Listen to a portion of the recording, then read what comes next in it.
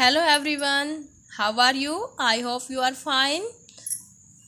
तो अब हम करते हैं प्रोनाउन का फोर्थ काइंड, रिलेटिव प्रोनाउन, संबंधवाचक सर्वनाम। The pronoun which shows the relation of a noun. ऐसा प्रोनाउन जो नाउन से संबंध दर्शाए उसको क्या कहते हैं? Relative pronoun.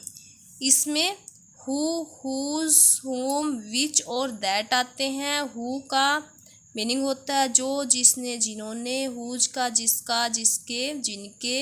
होम जिसने, जिसकी, जिनको। और विच होता है जो, जिसने, जिन्होंने। और दैट होता है जो, जिसने, जिन्होंने। तो यहाँ पे हु सब्जेक्टिव केस में आता है या फिर वर्ब से पहले, यानी कि सब्जेक्टिव केस में और वर्ब से पहले आता है। हुज पोसेसिव केस में आता है और नाउन से पहले आता है। कहाँ आता है? नाउन से पहले। यहाँ पे हुज वर्ब से पहले और हुज नाउन से पहले। Home subjective case objective case में आता है और ये सब्जेक्टिव प्रोनाउन से पहले लगता है। कहाँ लगता है? सब्जेक्टिव प्रोनाउन से पहले। विच सब्जेक्टिव केस में और ये नाउन से पहले लगता है। और दैट भी सब्जेक्टिव केस में आता है और ये वर्ब से पहले लगता है। यानी कि जो हु और दैट है वो कहाँ लगते हैं? वो वर्ब से पहले लगते हैं। हुज और विच नाउन से पहले लगते हैं और हुम सब्जेक्टिव प्रोनाउन से पहले लगता है। और हु सब्जेक्टिव केस में और हुज पोसेसिव केस में, हुम ऑब्जेक्टिव केस में, और विच सब्जेक्टिव में और दैट सब्जेक्टिव में। यहाँ पे हु, विच और दैट किस केस में है? सब्जेक्टिव केस में है। किस में है? सब्जेक्टिव केस में। हुज पोसेसिव केस में है और हुम ऑब्जेक्टिव केस में है। अब इनके बारे में डिटेल से पढ़ते हैं। हु का प्रयोग जो या जिसने, यानी कि जब हु का मीनिंग होता है जो या जिसने, तो ये क्या होता है? As a relative pronoun. क्या होता है? एज ए रिलेटिव प्रोनाउन, जब इसका मीनिंग जो या जिसने होता है। किसी नाउन के बाद यदि हु आता है तो वह रिलेटिव प्रोनाउन कहलाएगा। यानी कि किसी भी नाउन के बाद जब हु आ जाए तो क्या कहलाएगा? वो रिलेटिव प्रोनाउन। और तब उसका मीनिंग क्या होगा? जो जिसने। क्या होगा? जो जिसने। For example, this is Mohan who helps the needy. तो यहाँ पे ये किसके बाद आया है? यहाँ पे हमने पढ़ा था किसी नाउन के बाद। तो यहाँ पे जो हु है वो मोहन, मोहन क्या है यहाँ पे? नाउन। तो हु मोहन के बाद आया। और हमने पढ़ा था कि हु किससे पहले आता है? वर्ब से पहले। किससे पहले आता है? वर्ब से पहले और नाउन के बाद। तो जब ये नाउन के बाद और वर्ब से पहले आए तो ये क्या होता है? As a relative pronoun. क्या होता है? As a relative pronoun. आगे इसका रूल नंबर 2 है, जब हु का मीनिंग होता है कौन, तो ये होता है एज एन इंटेरोगेटिव प्रोनाउन। किसके रूप में होता है? इंटेरोगेटिव प्रोनाउन के रूप में। ये वर्ब से पहले आता है। हु हेल्प्स द नीडी, तो यहाँ पे हु किसने ज़रूरतमंदों की सहायता की, तो यहाँ पे कौन है जिसने ज़रूरतमंदों की सहायता की, तो यहाँ पे क्वेश्चन पुट हो रहा है। तो हु यहाँ पे क्या है? As an interrogative pronoun. Rule number 3 है कि हु सिंगुलर भी होता है, प्लूरल भी होता है, फर्स्ट पर्सन भी होता है, सेकंड पर्सन भी होता है और थर्ड पर्सन भी होता है। एग्जाम्पल देख लेते हैं। It is I who am teaching grammar. तो यहाँ पे ये सिंगुलर है। क्या है? सिंगुलर है और फर्स्ट पर्सन है। क्या है? फर्स्ट पर्सन है। इट इज दे, यहाँ पे ये प्लूरल हो गया और थर्ड पर्सन हो गया। They you are teaching grammar. It is you, यहाँ पे सेकंड पर्सन है।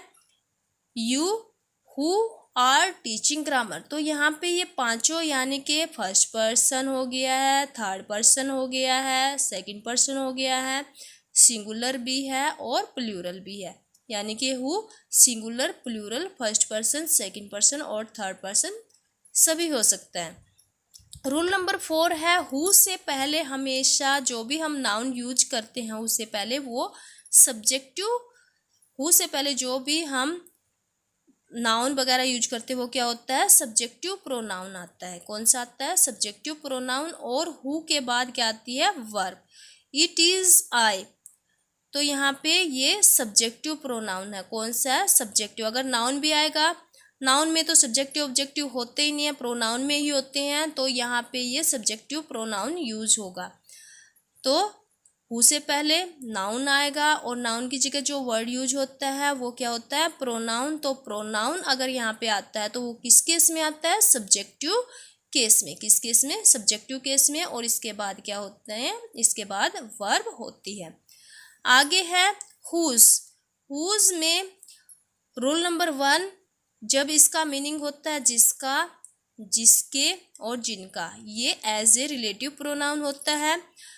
एज ए रिलेटिव प्रोनाउन में हुज पोसेसिव केस में प्रयोग किया जाता है। किस में प्रयोग किया जाता है, पोसेसिव केस में। और इसके बाद नाउन होना बहुत जरूरी है। हु के बाद क्या था, वर्ब जरूरी थी, लेकिन इसके बाद क्या जरूरी है, नाउन। एग्जाम्पल देख लेते हैं। दिस इज पुनीत हुज सन। तो देखो यहाँ पे जो ये सन है ये क्या है, एक नाउन है। क्या है, noun. This is Puneet whose son is a doctor. यह पुनीत है जिसका बेटा क्या है, डॉक्टर। तो यहाँ पुनीत और बेटे का संबंध हुज से दर्शाया गया है। तो ये क्या है, यहाँ पे पोसेसिव, यहाँ पे पोसेसिव प्रोनाउन है। तो ये हुज किस रूप में यूज हुआ है, एज ए रिलेटिव प्रोनाउन। किस में यूज हुआ है, एज ए रिलेटिव प्रोनाउन। आगे इसका रूल नंबर 2 है हुज किसका, किसके, किनके, एज एन इंटेरोगेटिव प्रोनाउन। जब इसका मीनिंग किसका, किसके, किनके होता है तो ये इंटेरोगेटिव प्रोनाउन होता है। Whose son is a doctor, किसका बेटा डॉक्टर है। तो यहाँ पे क्वेश्चन पुट किया हुआ है, तो इसलिए क्या है, एक इंटेरोगेटिव प्रोनाउन। आगे है हुम का प्रयोग। इसका फर्स्ट रूल है हुम, जब इसका मीनिंग होता है जिसकी, जिनको, तो ये एज ए रिलेटिव प्रोनाउन होता है। और जब ये एज ए रिलेटिव प्रोनाउन होता है तो हुम ऑब्जेक्टिव केस में प्रयोग किया जाता है। किसमें, ऑब्जेक्टिव केस में। हुज किस केस में प्रयोग होता था, यहाँ पे देखो, हुज पोसेसिव केस में प्रयोग हो रहा है, लेकिन यहाँ पे जो हुम है वो किस केस में प्रयोग हो रहा है, ऑब्जेक्टिव केस में। ऑब्जेक्टिव केस में प्रयोग किया जाता है। हुम के बाद सब्जेक्ट को होना बहुत जरूरी है। किसका, सब्जेक्ट का होना। तो देखो यहाँ पे this is Sumit home you helped yesterday. यहाँ पे जो ये यू आया है ये सब्जेक्टिव केस में आया है। होम के बाद हमेशा क्या आएगा, सब्जेक्टिव केस आएगा। और यहाँ पे ये क्या है, as a relative pronoun. Second rule है इसका, जब इसका मीनिंग होता है किसकी, किनको, तो ये एज एन इंटेरोगेटिव होता है। तो हुम के बाद सब्जेक्ट का होना बहुत ही जरूरी है। तो देखो यहाँ पे हुम डिड यू हेल्प यस्टरडे, तो यहाँ पे ये क्वेश्चन वाचक बनाने के लिए डिड आगे आया हुआ है, नहीं तो होम के बाद यहाँ पे सब्जेक्टिव केस में यू प्रयोग हुआ है। तो होम के बाद हमेशा आपको ये बात ध्यान रखनी है कि होम के बाद सब्जेक्ट का होना बहुत ही जरूरी है। आगे है विच का प्रयोग। विच का रूल नंबर 1 है, एज ए रिलेटिव प्रोनाउन में विच सब्जेक्टिव केस में आता है। किस केस में आता है, सब्जेक्टिव केस में। विच का प्रयोग नॉन लिविंग थिंग्स के लिए होता है। जैसे नॉन लिविंग थिंग्स होगी, बेबी होगी, चाइल्ड हो गए, इन्फेंट हो गए, जो ये वर्ड होते हैं, पैट हो गए, एनिमल हो गए, इनके लिए किसका यूज होता है, विच का।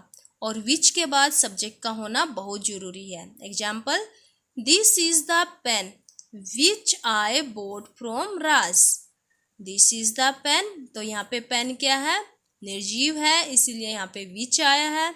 और इसके बाद सब्जेक्ट आया है, क्या आया है, सब्जेक्टिव केस में यूज हुआ है आई, ऑब्जेक्टिव केस नहीं, यहाँ पे सब्जेक्टिव केस यूज हुआ है। रूल नंबर 2 है, जब इसका मीनिंग कौन सी होते तो ये क्वेश्चन पुट कर रहा होता है, एज एन इंटेरोगेटिव प्रोनाउन होता है। Example, which book do you like, आपको कौन सी पुस्तक पसंद है, तो यहाँ पे क्वेश्चन पुट हुआ है। कईयों में से किसी एक के बारे में जानना या पूछना हो, चाहे वह लिविंग नाउन हो या नॉन लिविंग नाउन हो, तो भी हम विच का प्रयोग करते हैं। जैसे which is your brother in this class, इस क्लास में आपका भाई कौन सा, क्लास में बहुत सारे बच्चे होते हैं तो उनमें से आपको सिर्फ अपने भाई के बारे में जानना है, यानी कि कईयों में से किसी एक के बारे में जानना है, तो हमने किसका प्रयोग किया है, विच का। Which of the servant stolen your purse, मान लो बहुत सारे नौकर खड़े हुए हैं और पूछा जाए कि उनमें से कि जिसने तुम्हारा पर्स चुराया वह कौन है, तो जब कईयों में से किसी एक की बात होती है तो हम क्या यूज करते हैं, विच।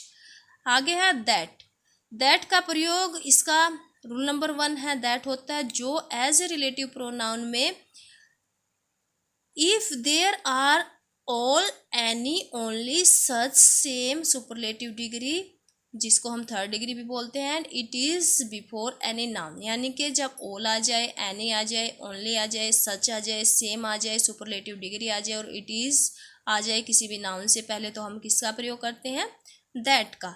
रिलेटिव प्रोनाउन के रूप में दैट सब्जेक्टिव केस में प्रयोग किया जाता है, दैट के बाद वर्ब का होना बहुत ही जरूरी है। और दैट का प्रयोग विशेष या खास नाउन के लिए किया जाता है, किसके लिए किया जाता है, विशेष या खास नाउन के लिए किया जाता है।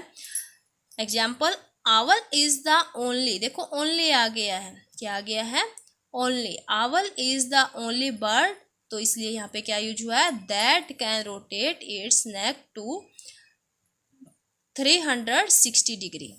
आगे है इट इज, इट इज के बाद यहाँ पे नाउन आया है, इट इज सुमित्रा, इसलिए यहाँ पे क्या यूज हुआ है, that, it is Sumitra that gave birth to Lakshman. All, all आ गया तो यहाँ पे that, all that glitters is not gold.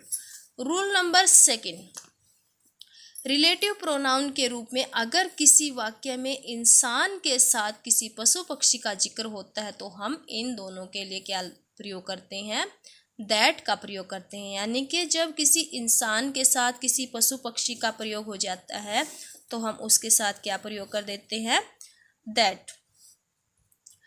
तो देखो यहाँ पे Yudhishthira and his dog that entered heaven when stopped by the gatekeeper, तो यहाँ पे युधिष्ठिर और उसका डॉग, यहाँ पे ये क्या है, एक जानवर है, एक पशु है, तो युधिष्ठिर के साथ किसी जानवर की बात हुई है, इसीलिए यहाँ पे क्या आया है, दैट आया है, क्या आया है, दैट। अगर केवल रिलेटिव प्रोनाउन में अगर केवल युधिष्ठिर होता और अगर केवल डॉग होता, तो दोनों में से कोई एक होता तो हम दैट का प्रयोग नहीं करते, ठीक है। अगर डॉग, पेट, एनिमल्स वगैरह होते तो अभी अभी हमने पढ़ा था, तो हम क्या यूज करते हैं, हम विच यूज करते हैं। लेकिन अगर कोई इंसान होता है तो हम क्या यूज करते हैं, हु यूज करते हैं। ओके, आज के लिए इतना ही, बाय।